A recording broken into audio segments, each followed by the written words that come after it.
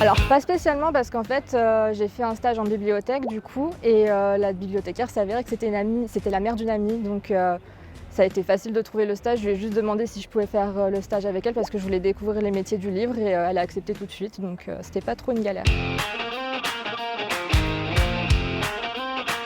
J'en ai fait plusieurs. Après celui-là, j'ai fait mon service civique avec le département de l'Isère. C'est pas vraiment un stage, mais c'est un peu considéré comme, puisqu'on est accompagné par un tuteur. Après, j'ai fait un stage en tant que community manager à l'association de santé l'Union francophone des patients partenaires. Et cette année, je fais un stage à la direction de la communication à l'université Grenoble-Alpes.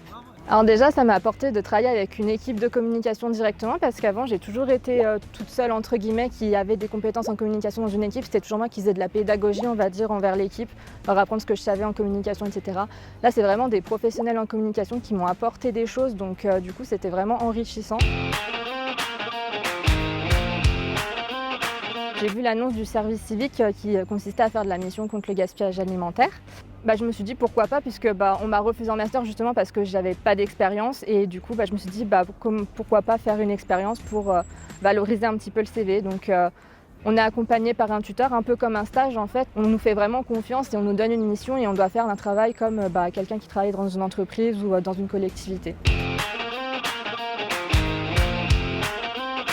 Ce serait de jamais abandonner et puis de continuer les recherches et les efforts même si on se prend beaucoup de refus parce que moi la première j'ai eu beaucoup de refus quand je cherchais mon dernier stage.